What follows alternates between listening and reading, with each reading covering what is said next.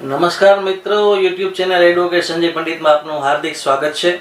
મિત્રો, હું આપનો ખૂબ જ આભારી છું, કારણ કે આપ મારા અગાઉના વિડીયોને ખૂબ જ એપ્રિશિએટ કરી રહ્યા છો, ખૂબ જ પ્રતિસાદ આપી રહ્યા છો, એ બદલ આપનો ખૂબ ખૂબ આભાર। મિત્રો, આજનો આપણો વિડીયોનો વિષય છે કે કોઈ પણ કારણોસર માની લો કોઈ વેચાણ દસ્તાવેજમાં કોઈ જમીન કે મિલકતનો વેચાણ દસ્તાવેજ હોય, એમાં એની ચતુર્દિશા કે ચતુર્સીમા દર્શાવવાની રહી ગઈ હોય, તો એનો અર્થ એવો નથી થતો કે એ દસ્તાવેજ છે ગેરકાયદેસર છે કે ઉપજાવી કાઢેલો છે।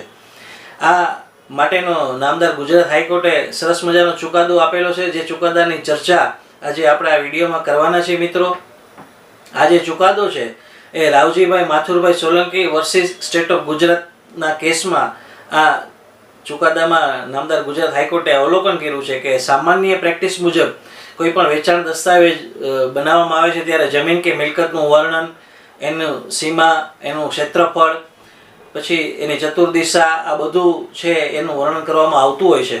અને ઘણી વખત અમુક કિસ્સાઓમાં એવું બને કે જમીનનું વર્ણન કે મિલકતનું વર્ણન પૂરેપૂરું હોય, એની સાઇઝ દર્શાવવામાં આવી હોય, ક્ષેત્રફળ દર્શાવવામાં આવ્યું હોય, જેને કહેવાય કે એની બાકીની તમામ વિગતો વેચાણ દસ્તાવેજમાં છે પૂરેપૂરી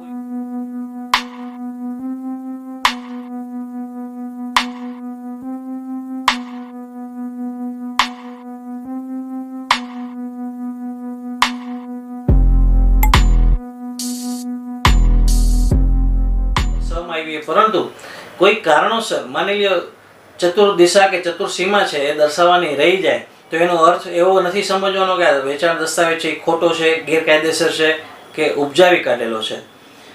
મિત્રો, હું આશા રાખું છું કે આ વિડીયો આપને પસંદ આવ્યો હશે, આપના કાનૂની જ્ઞાનમાં વધારો કરશે। આ ચુકાદાની નકલ છે કે PDF છે એ ડિસ્ક્રિપ્શનમાં એની લિંક મૂકેલી છે, જેથી કરીને કોઈ પણ વ્યક્તિને આ ચુકાદો જોવો હોય, વાંચવું હોય તો એ જોઈ શકે, વાંચી શકે, એની નકલ મેળવી શકે આ લિંકના માધ્યમથી। મિત્રો, આપ જો મારો આ વિડીયો પ્રથમ વખત જોતા હો તો મારો આ વિડીયોને સબસ્ક્રાઈબ કરવાનું અને લાઈક કરવાનું ભૂલશો નહીં। ફરી પાછો નજીકના ભવિષ્યમાં નવા કોઈ લીગલ ઇસ્યુ કે નવા વિડીયો સાથે આપની સમક્ષ રજૂ થઈશ। ત્યાં સુધી મને રજા આપશો। પોતાનું ખૂબ જ ધ્યાન રાખજો। Take care. જય હિન્દ।